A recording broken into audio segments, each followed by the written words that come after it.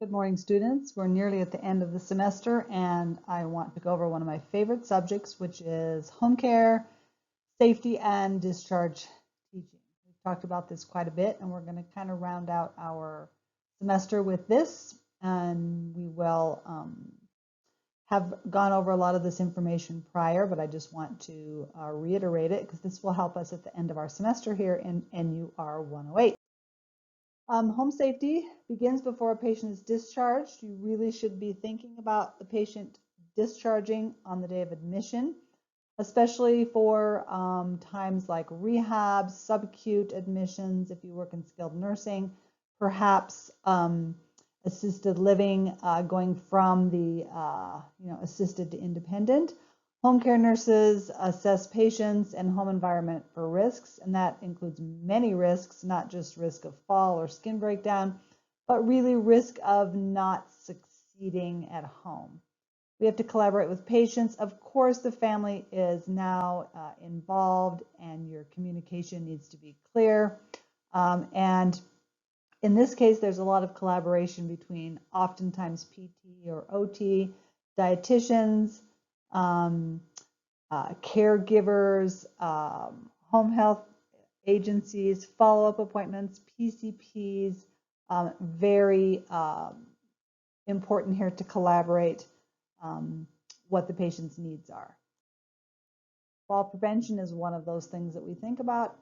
Truly, if a patient isn't safe to go home, it is important to articulate that to the providers and perhaps articulate that there isn't enough help at home with the family, and perhaps this isn't a safe discharge.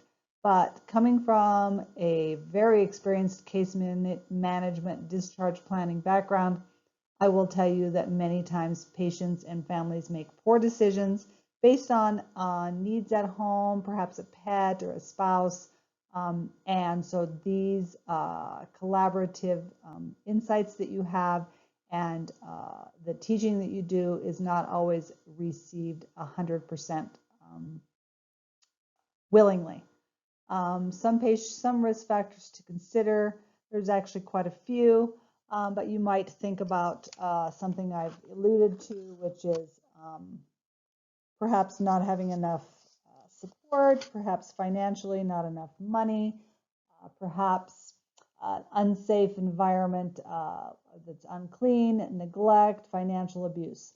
All of these things are something to consider. Now, as it relates to falls, you guys know what the fall risk factors are, but for sure, if a person's going home on new medicines they've not taken before, psychotropics, blood pressure medicines, these are going to make them more at risk for falls. Evidence-based practice tells us that falls at home are unique. Healthcare providers really need to make sure that safety is appropriate in the setting. And I've lectured to you many times on home safety evals being done before the patient goes home. This is very important to get the therapist and caregivers in there before the patient goes home to make sure the environment is safe. Perhaps they need grab bars in the shower. Perhaps they have a tub that's a step-in tub.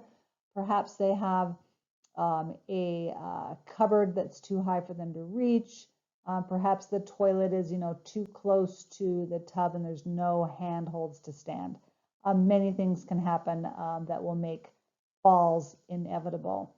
The initiatives that we take, meaning teaching and strengthening, and raise awareness in your family members and your support persons, and problem solve if you can with those family members to see if the discharge can be done safely.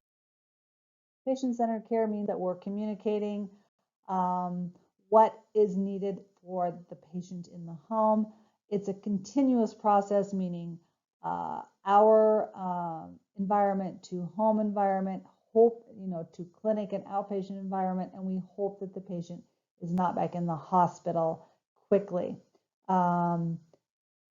Collaborating with patients in assessing their home environment. Oftentimes they will not tell you what's actually happening at home. They're very reluctant to tell you sometimes the truth of what's happening, and you won't always know. Remember that I want to talk right here about resources. In the state of Idaho, there are resources like Agency on Aging. There are A Place for Mom. There are caregivers. There are home care angels, those kind of things that are services where people can visit, people can drive. There's Meals on Wheels. So make sure that you are implementing and putting into practice all of those things to keep the person perhaps checked upon, fed, and rehabilitated at home. Many times you will find that the family members, there are large numbers perhaps living together. Perhaps this woman or man is the matriarch or patriarch of the family, and they will want to take on duties that they are unable to handle. And in these situations, oftentimes in some cultures I have seen where the male is the head of the household, and when they are ill, they are unable to perform that duty. Okay. When helping a patient change to the home environment, we want them to be as independent and provide as much self-care as possible. This is why I start talking to them about getting out of bed, being active and independent, doing their ADLs while they're with us so that they have the ability to do that when they get home. And as I said in one of the first slides, make sure you're talking to the family about concerns, because you might find something out in conversation that tells you that this is an unsafe discharge. Reinforce to them that we're trying to have autonomy, but usually what I've found in my practice isn't that the patient is too independent, it's that the patient is dependent but doesn't have the support that they need going home, and no one is really intending to check on them even, perhaps.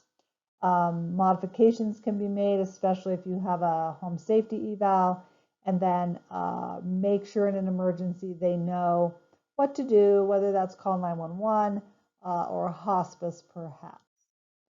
So here's just a little bit about that home safety eval that can be done. The patient should be able to use their assistive device before it's time to go home, and in the home is where they really can kind of articulate what their needs are. And so this therapist that's in the home is going to really help respect their independence. When we delegate and collaborate, we oftentimes are working with home health that has caregivers. Sometimes they're not nurses, oftentimes a bath aide, or a PTA or a CODA, which is an occupational therapy assistant. So we're just making sure that we're collaborating there. Make sure that you have gotten a copy of that safety record if you're able to show that the therapist or the home health feels it's okay for them to go home. And in the progress notes, take credit for all the teaching you have done, the instruction that you provided, their response, their family's response, and perhaps you may be making a note saying family is unable or unwilling to support, but patient continues to insist to go home or something. We don't really use the word non-compliant anymore, so you just have to be very careful how you document that. Safe ambulation and transfer, what to do. I like to have patients have one of those neck things that go over their neck that tell them that they can call for help, and people really can't get off the floor, so making sure that they have a way to call out for help. Our geriatric patients, we have this saying called aging in place, meaning we want them to stay home as much as possible, and that might be shower chairs, bedside commodes, walkers, Meals on Wheels, and other community resources such as the Agency on Aging. This is a free service. They can get a representative that comes to help them, bring them maybe what they might need. Okay, We want to make sure they can do their ADLs or that they have the resources or the equipment that they need.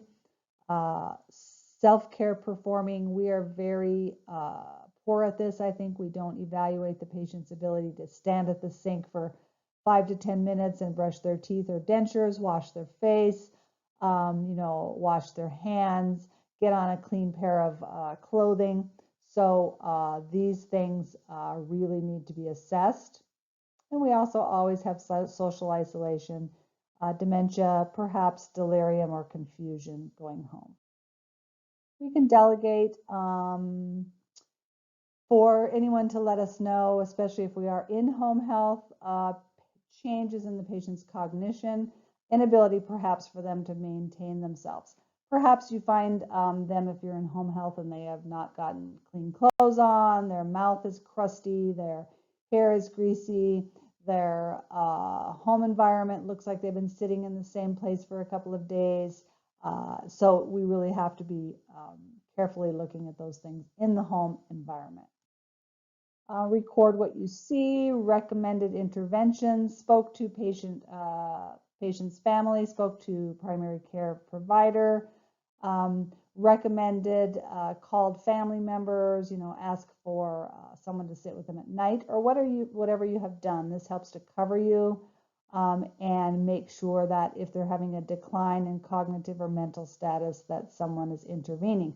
What we don't want to happen is for this person to lay on the floor for 2 or 3 days, be found, nearly septic, and have, bled into their, head, and then be, almost non-recoverable. So this is what we don't want to happen. Instruct the caregivers, signs and symptoms of changes in cognition. Sometimes UTIs will cause confusion, of course.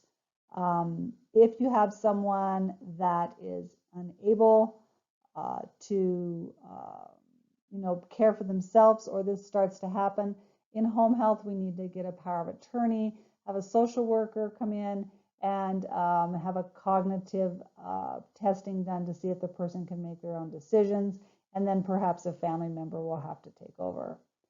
Consider that the patient may not have a family member who's willing.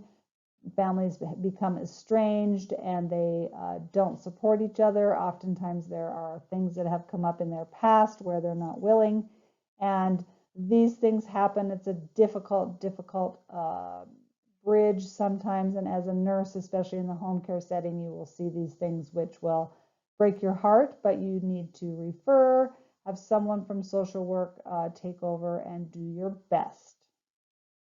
Okay. I like to have medical safety devices for them to call. They also can have little monitors and modems on their iPads or phones or computers, that they can check in with for telemedicine. If they're getting needles, they need to dispose of them. And there are devices that help with hearing, sight, magnifying glasses, ability to read the paper, and all of these assistive devices. Just record what you've done, as I've said a lot of times, and what you recommended.